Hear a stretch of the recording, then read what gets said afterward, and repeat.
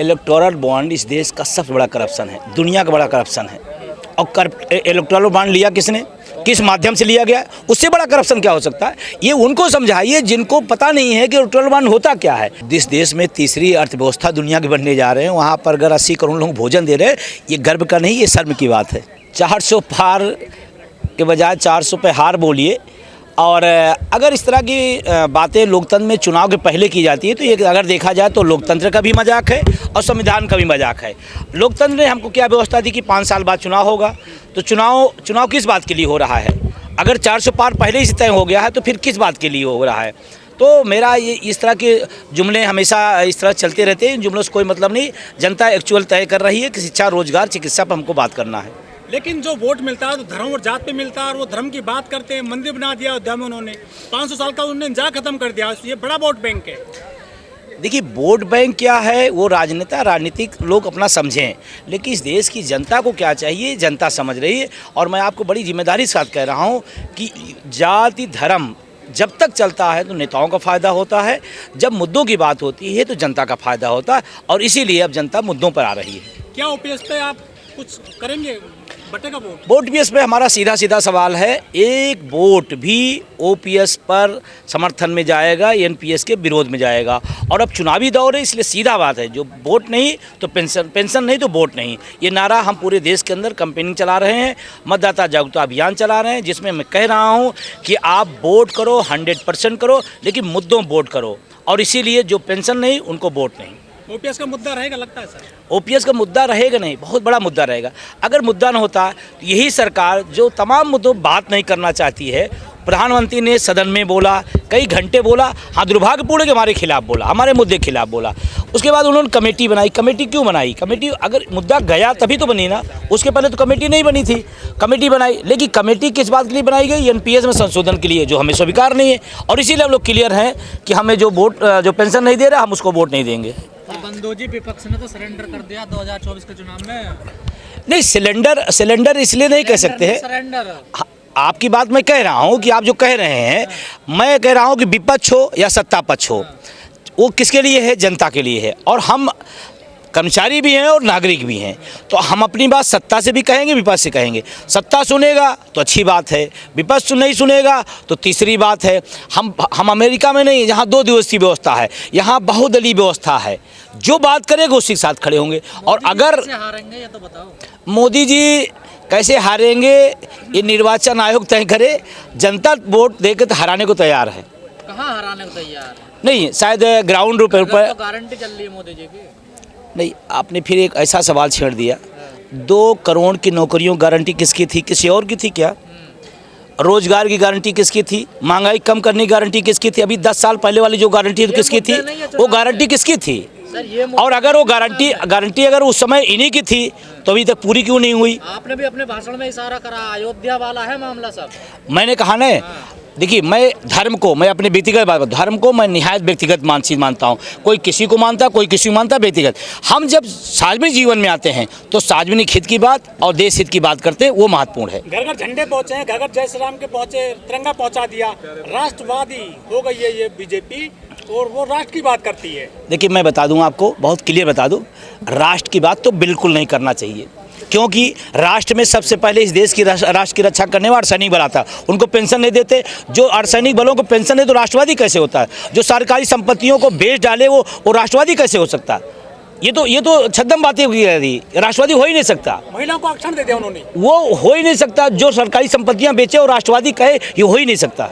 महिलाएं खुश हैं, आरक्षण मिल गया महिला को। नहीं, ये खुश है नहीं खुश है, ये पैमाना आप नहीं बता सकते, उन्हें बता सकते हैं। वो पैमाना जिसके ऊपर बीत रही वो बताएगा। इसी देश में देश का तिरंगा झंडा बुलंद करने वाली पूरी दुनिया में पूछिए जाकर, वो भी तो महिला है। हिंदुत्व को मजबूत उनसे पूछिए। हिंदुत्व को मजबूत। और आपको सच बताऊं, जिस सवाल को आप पूछ रहे उसको भी मैंने मजबूत किया है। अगर उसको भी कर देते तब भी चलो सोचता है, जो बात कही जा रही पूरी होती। पेट्रोल पंप पर हम जब जाते हैं तो 100 रुपये में सब भराते हैं, कौन सा मजबूत हुआ? हमें अगर मिल जाता 60 रुपये में, मैं मानता कि चलो हुआ मजबूत। गलत है या फिर हम गलत है? नहीं, जनता भी सही है और हम भी सही हैं, बस सरकार गलत है।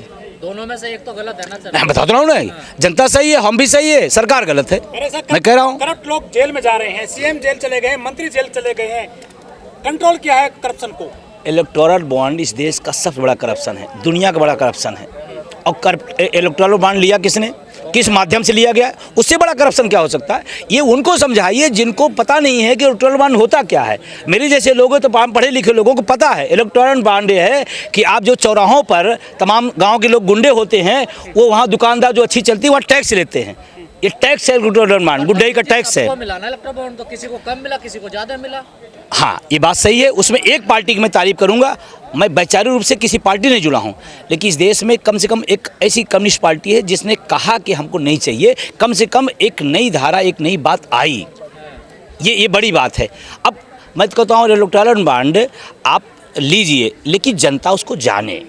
सुप्रीम कोर्ट क्या कह रहा है, यही बात तो कह रहा है ना। आप इनसे लिए उनसे लिए, जनता को बता दीजिए मेरा कितनी इनकम है, मेरा क्या टैक्स है, जनता सरकार जानना चाहती है। तो सरकार को किसने पैसा दिया, हम भी जानना चाहते हैं।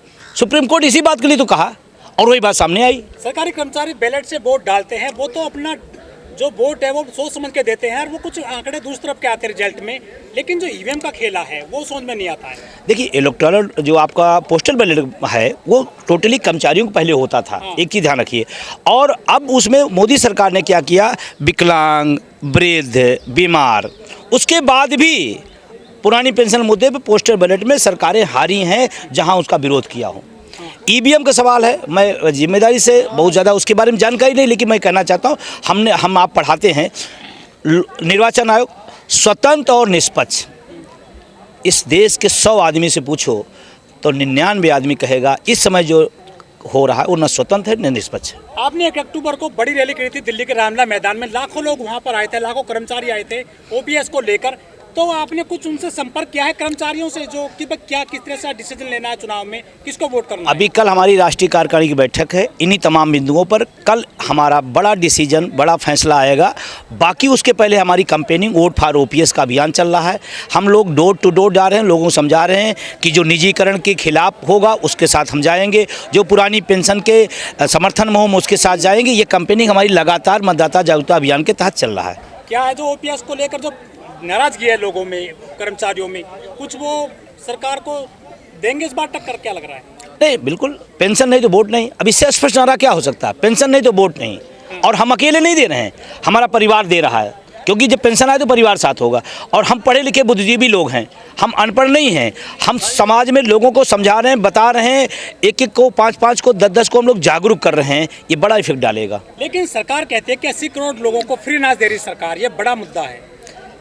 जिस देश में तीसरी अर्थव्यवस्था दुनिया के बनने जा रहे हैं, वहाँ पर अगर 80 करोड़ लोग भोजन दे रहे हैं, ये गर्व का नहीं, ये शर्म की बात है। 25 करोड़ लोगों को गरीबी रेखा से पार कर दिया, कितनी सच्चाई है इसमें? आंकड़े सब बता रहे हैं, सब झूठे हैं, झूठे आंकड़े, सब झूठे आंकड़े। तो मोदी ये आपका हो, आपका चैनल कहे, आपका विभाग कहे, लेकिन जनता नहीं कह रही। जनता यहाँ जितने लोग खड़े हैं, जहाँ आप खड़े हैं, इसमें से आप एक एक का सर्वे कर लीजिए। 100 में 1 आदमी कह सकता है, लोकतंत्र कहना भी चाहिए, लेकिन 99 आदमी कह रहा नहीं। सर, आप दिन भर कैडर देते हैं, शाम को बीजेपी में शामिल हो जाते हैं, क्या वजह है? ये सवाल किसी और से करिए, मुझसे नहीं। लेकिन बीजेपी में जा रहे हैं टूट करके नेता सभी पार्टियों के।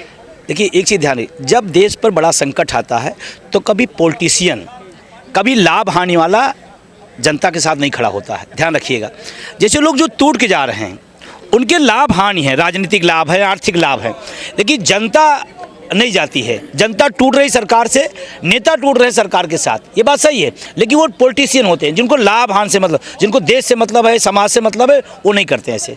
मीडिया कैसे काम कर रही है, मेन स्ट्रीम मीडिया? मीडिया देखिए, मेन थीम की मीडिया पूरी दुनिया के अंदर बदनाम हो गई है। हमें दुख होता है कि मेरे देश की मीडिया इस तरह की हो गई है।